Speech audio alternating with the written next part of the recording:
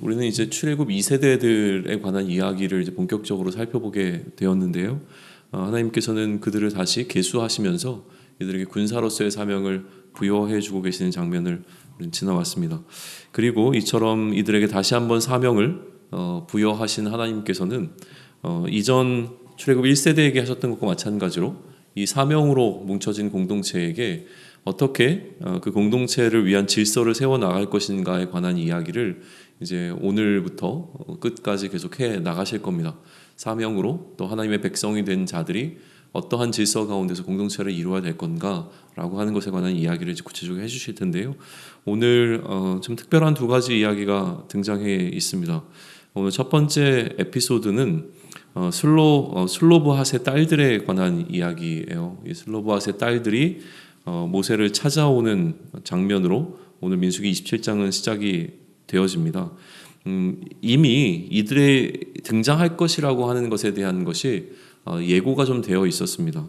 26장 33절에 보게 되면 헤벨의 아들 슬로브핫은 아들이 없고 딸뿐이라라고 하는 굳이 이 기록을 지금 남겨 놓았었거든요. 그러니까 이 기록을 통해서 그에게는 아들이 없었고 딸밖에 존재하지 않았다라고 하는 어떤 이 기록을 남겨 놓음으로 이게 27장으로 연결되게 하는 어떤 연결고리가 되고 있는 거죠. 이들이 찾아왔던 이유가 있었어요. 그러니까 모세와 이제 엘르아사를 찾아온 거죠. 이미 이제 아론은 역사 속으로 지나갔고 이제 현재 이 리더십을 갖고 있는 것은 모세와 엘르아사인데 그들과 또 이제 온 회중과 또 지휘관들 앞에서 이제 공개적으로 요청을 하기 시작한 거죠. 그들이 갖고 있었던 이제 찾아온 하나의 그 이슈를 지금 끄집어내는데 그 이슈가 3절과 4절입니다. 제가 대신 읽겠습니다. 우리 아버지가 그러니까 26장을 근거로 하게 되면 이제 슬로브핫이죠. 그 슬로브핫은 광야에서 죽었으나 여호와를 거슬러 모인 고라의 무리에 들지 아니하고, 그러니까 이게 이제 고라가 보였던 그 반란으로 알려진, 그래서 많은 사람들을 죽음에 이끌게 했던 그 반란을 이야기하는 건지, 아니면 고라 자손 자체가 좀 하나님 앞에서 늘 이렇게 삐딱선을 타고 있었던 종족인지에 대한 것은 명확하게 드러나진 않지만, 그러나 분명한 것은 뭐 이들이 갖고 있었던 그 역사적인 사건들이니까 아마도 우리는 그렇게 연결시켜 보는 건 무리는 아닌 것 같습니다. 그래서 그런 어떤 고라 자손이 하나님을 향해서 어떤 형태로든지 반역을 할 때 거기에 함께 들지 아니하였던 그 아버지였다라는 것을 명확하게 하죠. 그러나 그가 죽은 이유는 자기의 죄 때문이라고 이야기를 하죠. 그러니까 이 죄에 대해서 해석이 여러 가지 있을 수 있으나 출애굽 1세대라고 하는 점을 우리가 주목해 본다면 1세대가 가질 수밖에 없었던 그 운명을 따라 죽은 것이다. 그러니까 다른 것이 아니라 그것 때문이었다. 그리고 아들이 없었다라고 하는 이 몇 가지 팩트들을 좀 나열을 합니다. 그리고 난 다음에 아들이 없다고 우리 아버지의 이름이 그 종족 중에서 삭제되는 것은 그러나 좀 불합리하다라고 하는 이 주장을 하게 되는 거죠. 왜냐하면 그렇게 죽었던 출애굽 1세대들에게도 하나님께서는 그 종족을 따라 이 기업을 나눠주고 계시는 장면이 이미 이제 등장했던 거죠. 그거를 쭉 지켜보던 이 딸들에게 뭔가 하나 의문점이 들어온 겁니다. 그러면 아들이 없다고 해서 이 기업을 못 받는 것 자체가 너무 좀 불합리한 거 아닌가라는 생각이 들어서 이것을 이제 공개적으로 이슈화시키게 된 겁니다. 그래서 우리 아버지의 형제 중에서 우리에게 기업을 주소서라고 한 건데, 이 문맥만 놓고 보게 되면 자신들에게 사실은 기업을 달라는 이야기라기보다 아버지의 이름을 남기기 위해서 아버지 이름으로 소위 얘기하면 몫으로 되어진 것을 아버지의 형제들, 당시로 하게 되면 이 기업이라고 하는 것은 그 남성을 통하여서 이렇게 이어져 내려오고 있었던 그 사회적 문화적 전통이 있었기 때문에 그것을 따라서 대안으로 제시한 것이, 차선책으로 제시한 것이 아버지의 형제에게라도 우리 아버지의 몫을, 아버지의 기업을 달라고 하는 요구로 지금 보여지게 되는 것이에요. 그리고 이렇게 요구된 것에 대해서 모세가 하나님께 또 아뢰입니다. 그래서 5절을 보시게 되면 모세가 그 사연을 여호와께 아뢰게 되고 거기에 대해서 하나님께서 답을 주시죠. 그 답에 대한 소위 얘기하면 하나님의 이제 판결 내용이 등장을 하는 거예요. 이 어떤 이걸 하나의 재판이라고 본다면 이 이슈에 대해서 하나님께서 어떻게 판결하시는가라고 하는 이야기가 7절로부터 11절에 등장합니다. 이것도 제가 읽겠습니다. 슬로브아 딸들의 말이 옳으니 너는, 그러니까 그들을 옳다고 일단 인정해 주시죠. 너는 반드시 그들의 아버지의 형제 중에서 그들에게 기업을 주어 받게 하되 그들의 아버지의 기업을 그들에게 돌릴지니라 라고 이야기를 합니다.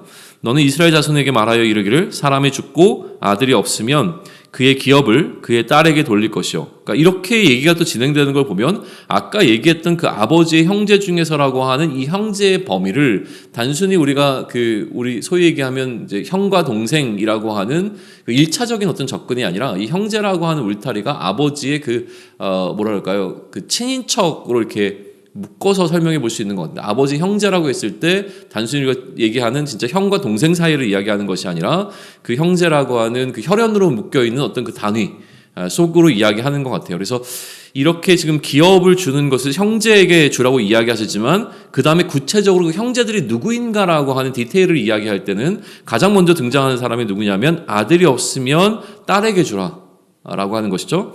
그리고 딸도 없으면 그의 형제, 이제 여기 등장하는 형제가 아마 바로 이제 동생이나 뭐 형이나 이렇게 될 겁니다. 그러나 형제도 없으면 아니죠.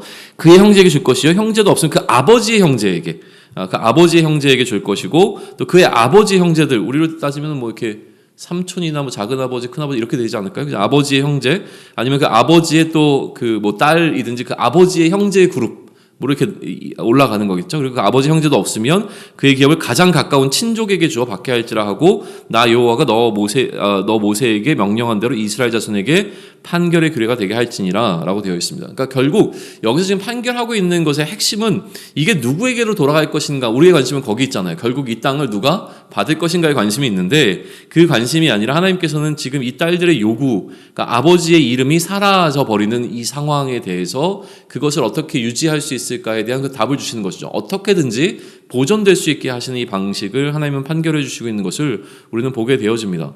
그러나 여기서 가장 주목해서 보아야 될 것은 7절에서 시작하고 있는 그 하나님의 판결이죠. 그들의 이야기가 옳다라고 이야기해 주신 이 부분에 가장 많이 좀 집중을 해보시면 좋을 것 같습니다. 자, 그들이 제안을 했고 하나님께서 그들의 제안에 대하여 옳다라고 판결하신 부분이 이 첫 번째 에피소드에서 가장 주목해볼 부분인 것 같습니다. 두 번째 에피소드로 넘어갈까요? 두 번째 에피소드에 등장하고 있는 이야기는 무엇이냐면 모세의 죽음에 관한 이야기예요. 이제 모세가 죽음을 맞이하고 그 모세의 리더십을 이양하는 어떤 그 사건이 지금 기록이 되어져 있는데 20장 12절의 사건으로 사실 돌아갑니다. 20장으로 돌아가게 되면 12절에 이렇게 기록이 되어 있습니다. 여호와께서 모세와 아론에게 이르시되 너희가 나를 믿지 아니하고 이스라엘 자손의 목전에서 내 거룩함을 나타내지 아니한 고로 너희는 이 회중을 내가 그들에게 준 땅으로 인도하여 드리지 못하리라 하시니라 라고 얘기를 하셨어요. 그러니까 이 모세와 아론이 그들이 갖고 있었던 그 사명을 가지고 리더십을 제대로 발휘하지 못했기 때문에 하나님께서는 이 둘에게도 그 땅으로 이 이스라엘 백성들을 인도하는 그 사명을 어느 정도 선에서 이제 하나님께서 마무리 짓겠다라고 하는 이야기를 하셨고, 실제로 아론은 곧 이어서 엘르아살에게 그 리더십을 이양하고 그의 사명을 다 마치게 되는 것으로 우리는 보게 되었는데, 모세는 조금 더 유보가 됩니다. 유보가 되어 있다가 이제 오늘 장면에서 죽음을 바로 맞이하는 건 아니지만 그가 갖고 있었던 이 리더십이 여호수아에게로 이양되는 장면이 이 에피소드에 좀 담겨 있습니다. 그래서 이야기를 좀 그거에 관한 이전에 있었던 사건에 관한 내용이 12절과 14절, 12절로부터 14절까지의 기록이 되어 있고요. 이것에 대해서 모세가 뭐 반항하거나 뭐 싫다거나 뭐 이런 방식을 보이진 않습니다. 기본적으로 태도는요. 모세는 어떻게 이야기를 하냐면 그것을 받아들이는데 대신에 하나님께 요청하고 있습니다. 15절로부터 17절까지죠. 모세가 이제 하나님께 이들을 목자 없는 양처럼 놔두지 마시고 나에게 맡겼던 이 사명을 누군가를 세워서 그에게 하나님께서 좀 주시면 좋겠다라고 하는 요구를 하나님 앞에 하게 되죠. 그리고 나서 등장하는 게 하나님의 판결인데, 하나님의 판결이 18절로부터 21절까지 기록되어 있습니다. 하나님께서 여호수아를 세워서 그에게 안수하고 네가 했던 그 역할을 그에게 위탁하라 라고 이야기를 하시는 거예요. 그렇게 해서 모세가 갖고 있던 리더십이 지금 여호수아에게로 넘어가고 있습니다. 그리고 실제로 그렇게 말씀하셨던 하나님의 말씀대로 여호수아를 세우는 장면이 22절과 23절에 등장해 있는 거예요. 명령대로 했다라고 기록이 됩니다. 그러니까 모세의 사명이 이제 여호수아에게로 완전히 이양되고 있는 것이 오늘 27장의 두 번째 에피소드가 담아내고 있는 이야기이죠. 그러면 오늘 이 두 에피소드를 통해서 우리가 묵상해야 될 것이 무엇인가라고 하는 것인데요. 굉장히 많은 부분들을 묵상해낼 수 있을 겁니다. 그러나 조금 이 부분을 좀 집중해 보시면 좋을 것 같은데, 두 가지 에피소드를 통해서 각각의 에피소드에는요 무언가 이슈가 등장합니다. 그러니까 논의가 필요한 이슈가 등장하는 거예요. 그 이슈가 등장하고 그 이슈에 대해서 판결하시는 하나님의 모습이 선명하게 드러나고 있습니다. 그러니까 이전에는 하나님께서 모세를 불러서 하나님의 생각을 그대로 말씀해 주시는 명령의 방식이었다면 지금 오늘 등장하고 있는 두 가지 에피소드에서는 무언가 하나님 앞에 이들이 어떤 이슈를 고하고 그 이슈에 대해서 하나님께서 어떻게 판결하시는가를 볼 수 있는 두 가지 사건이 기록되어 있다는 거예요. 자, 그러면 이 이슈가 무엇이었으며 이것에 대해서 하나님께서 어떻게 판결을 내리고 있는가라는 측면에서 오늘 이 본문을 좀 묵상해 보시면 좋을 것 같은데, 무엇보다 이스라엘의 달라진 분위기를 좀 느끼실 수 있으면 좋을 것 같아요. 첫 번째 에피소드에서 자, 뭐가 이슈냐면 땅 분배에 관한 이슈가 사실은 발생한 거예요. 이거를 이제 긍정적으로 이야기하든 부정적으로 이야기하든 어쨌든 간에 기업을 받는 부분에 있어서 뭔가 불합리하다는 생각이 들어온 거잖아요. 하나님께서 하셨던 이 기업을 분배하는 사건에 있어서 우리는 조금 억울한 것 같아요. 조금 이거는 좀 해결해 주셔야 될 것 같아요. 라는 이슈가 지금 일어난 거잖아요. 그런데 그게 이제 부정적으로 바라보기 전에 그 이면에 깔려 있는 걸 한번 짚고 넘어가 보시면, 자, 예전에 출애굽 1세대들에게 있어서는 이런 논의 자체가 이슈가 되지 않았습니다. 왜냐하면 이들은 가나안 땅에 들어갈 생각조차 하지 않았거든요. 근데 만약에 지금 이렇게 하나님께서 너희가 가나안 땅에 들어가거든 이러한 방식으로 기업을 분배하라고 얘기했을 때 이 기업을 분배하는 거에 일단 마음속에 불편함이 들어오던 서운함이 들어오던 아니면은 뭔가 궁금함이 들어오던 어떤 생각이 들어온다는 건 그들 마음 가운데 기본적으로 뭐가 깔려 있다는 거냐면 우리가 가나안 땅에 들어가겠구나. 그리고 가나안 땅에서 이제 이 땅을 분배해야 되겠구나. 실제로 분배할 때 이런 문제들이 있을 것 같아라고 하는 그 기본적인 생각 자체가 이 출애굽 2세대들과 1세대들의 명확한 차이를 보여준다는 거예요. 그러니까 이미 이 출애굽 2세대들에게는 가나안 땅은 우리 땅입니다. 그들 마음속에는요. 그래서 이 땅을 내가 소유 그러니까 기업으로 받아야 되겠는데 이 받을 때 오게 되어지는 이 불편함에 대한 이슈를 끄집어내고 있는 것을 먼저 짚어보실 수 있으면 좋을 것 같아요. 그래서 뭐 여인들의 믿음이라고 어떤 분은 이 부분을 이제 이야기하죠. 이 여인들이 갖고 있었던 믿음이라고 이제 표현을 하는데 단순히 여인들의 믿음뿐만이 아니라 지금 그 당시의 분위기, 그러니까 출애굽 2세대들의 분위기 속에서는 우리가 가나안 땅에 들어간다는 것이 너무나 명확한 상황이 아니었겠는가로 좀 보시면 좋을 것 같습니다. 그리고 새로운 질서가 지금 막 이제 시작되는 거잖아요. 이러한 어떤 공동체적 분위기를 갖고 있었던 출애굽 2세대들에게 하나님께서는 그럼 이제 가나안 땅에 들어가서 너희가 살게 될 때에 어떠한 질서 속에서 살아야 될 것인가라고 하는 것을 계속 세워주고 계시는데, 그런데 이제 그러면서 시작되는 오늘 27장에서 우리가 또 하나 주목해 봐야 될 것은 무엇이냐면 하나님이 방금도 얘기했지만 그냥 일방적으로 그의 명령을 주시는 방식이 아니라 이제는 이스라엘 백성들의 의견을 수렴하는 방식으로 뭔가 이야기가 진행되고 있는 부분을 독특하게 좀 보실 필요가 있다는 생각을 하는 거예요. 그들의 의견을 하나님 앞에 제시했을 때 그 의견의 타당성을 살피시고 더 나은 그 타당성에 대해서 옳다라고 말씀해 주시고 옳다라고 하는 것을 넘어서서 그것에 대한 구체적이고 훨씬 더 나은 대안을 제시해 주고 계시는 하나님을 우리는 만나게 된다는 거예요.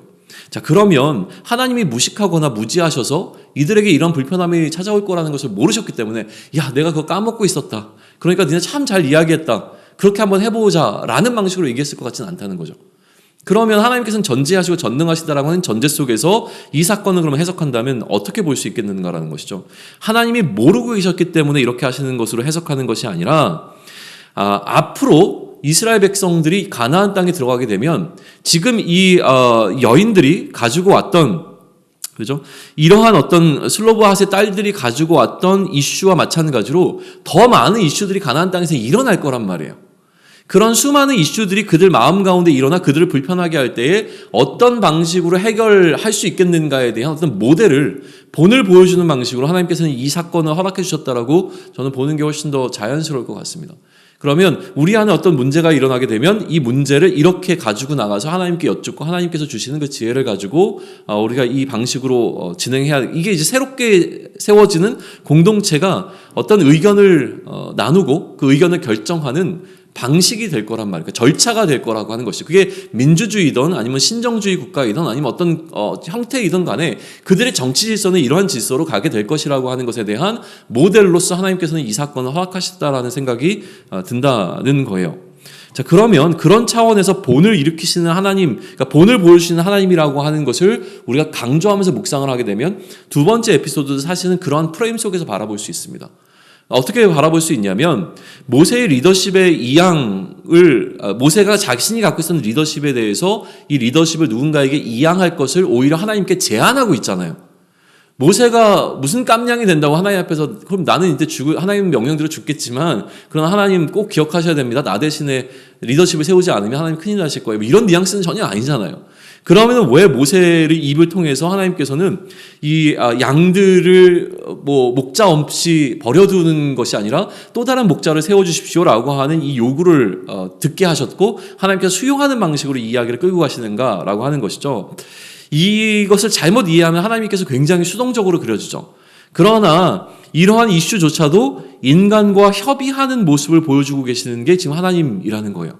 그러니까 이러한 방식 속에서 하나님께서는 지금 어떤 모델을 계속 만들어 가고 계시는데 가장 결정적인 모델로 보여지는 것은 무엇이냐면요. 모세가 받은 징계입니다.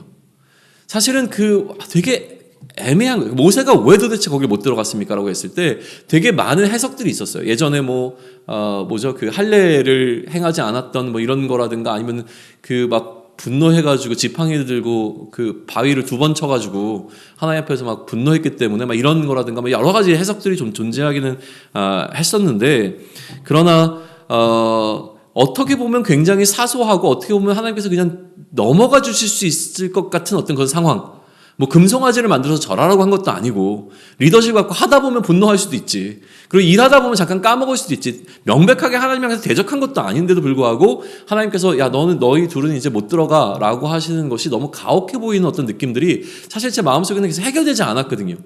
그러니까 우리는 얼마든지 리더십을 갖고 어떤 일을 하다가 실수할 수 있고 실패할 수도 있는데도 불구하고 모세에게 이렇게 가혹하게 소위 얘기하면 40년이라고 하는 시간들을 함께 했고 그 목전에서 못 들어가게 하시는 건 너무 가혹한 거 아닌가라는 생각을 했는데 그런데 이런 좀 오늘 저에게 주신 결론은 이겁니다. 뭐냐면 모세를 위한 징계가 아니었다는 생각을 갖게 되는 거예요.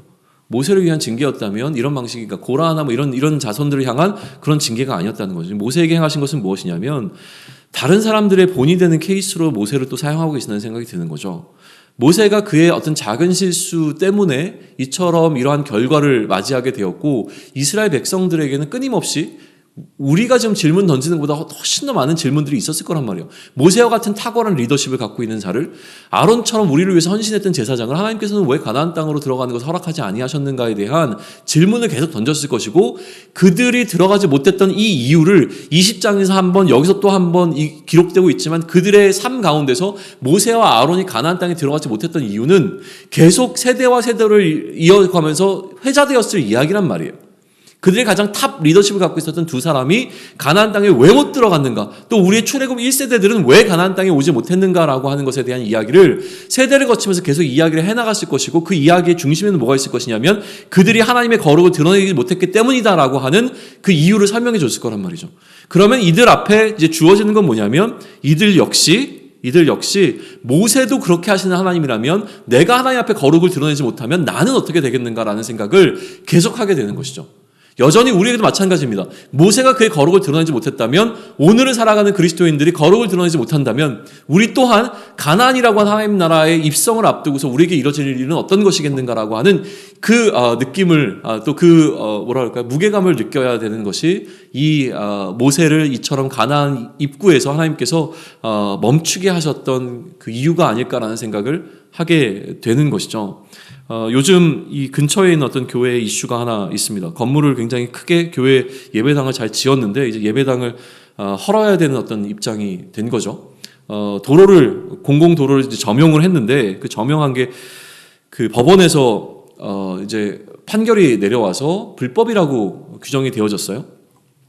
근데 여러 가지 생각이 좀 듭니다. 양쪽 이야기를 다 들으면 솔직히 얘기해서 그 교회를 제가 옹호하는 건 분명히 아니에요. 근데 양쪽 다 이유가 있는, 그러니까 합리적인 어떤 이유들은 분명히 존재하는 것 같아요. 굳이 지금 다 세워져 있는 그 건물을 뭐 막고 뭐 어마어마한 비용을 뭐 300억 이상 공사비가 들어간다는데 그렇게까지 하면서 할 이유가 좀 있을까? 또 교회 측의 이야기를 들어보게 되면 이미 교회에서 그 300억 이상이 되는 어떤 부분을 공공재로 다 뭐 기부를 한 걸로 이야기가 나오더라고요. 그러니까 서로 어떤 이렇게 합의가 이루어져서 잘 아름답게 가면 되는데 지금 실제 문제는 그냥 그 교회에 대한 어떤 반감과 또 기본적으로 기독교에 대한 어떤 이 반감이란 이런 것들이 또 대형화되고 있는 어떤 그 교회의 모습이나 이런 것들에 대한 어떤 지책들이 사실은 계속 거기에 쏟아지면서 이게 이슈가 좀 드러나게 되었는데 그런데 법원 생각을 전 한번 물어본 거예요. 그러니까 개인적으로 질문을 던져본 거죠. 법원이 왜 이런 결정을 내렸을까? 법원도 합리적인, 그러니까 조금 더 합리적인, 그러니까 가능성 있는 결과를 해서 서로가 주는 오히려 뭐 이렇게 재정적으로 이걸 보상을 하라든가 아니면 교회에 따른 거를 나라의 땅으로 다시 좀 내놓으라든가 뭐 이런 방식을 취할 수 있을 텐데 불구하고 이거를 불법이라고 그냥 규정을 해버린 이유는 무엇일까에 대해서 계속 고민을 하고 있었는데 한 기사에서 그 얘기가 나오더라고요. 만약에 법원이 아무리 교회가 어느 정도 이유가 있을 법한 방식으로 그렇게 했다고 하더라도 이거를 만약에 이번에 허용하게 되면 이제 우리나라는 혼란 속에 빠질 수밖에 없다는 거예요. 모든 이제 건물을 짓는 사람들이 그들의 이유를 들어서 도로를 점용하려고 하는, 그러니까 지하에 있는 나라의 이 도로를 다 점용하려고 하는 방식으로, 왜냐하면 그거를 허용해준 케이스가 하나가 생기게 되면 그 다음부터는 이거를 뭐 막을 수 있는 방법이 없다는 거예요. 그러니까 법원도 뭐 이 상황들을 모르는 건 아니지만 그렇게 결정할 수밖에 없었다.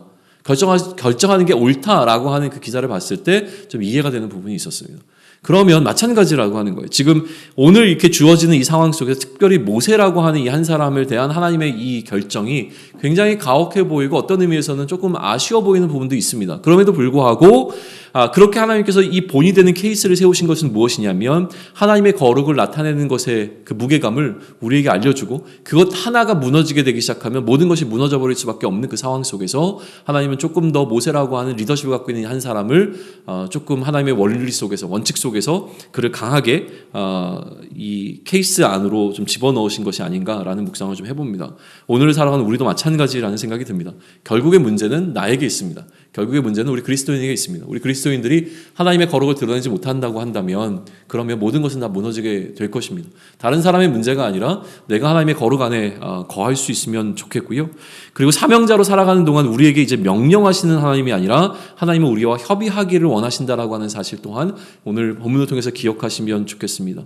그렇게 하나님께 끊임없이 물으면서 하나님이 모르시기 때문에 우리가 하나님께 여쭤야 되는 것이 아니라 하나님께서는 우리와 협의하시고 같이 대화하시며 함께 이 문제를 해결해 나가시는 동역자로 우리를 세우셨다라는 생각을 우리는 반드시 하며 하나님께 오늘의 우리의 놓여있는 이 상황들을 묻고 또 질문하며 이 길 걸어가는 저와 여러분이 되기를 축원합니다. 아멘.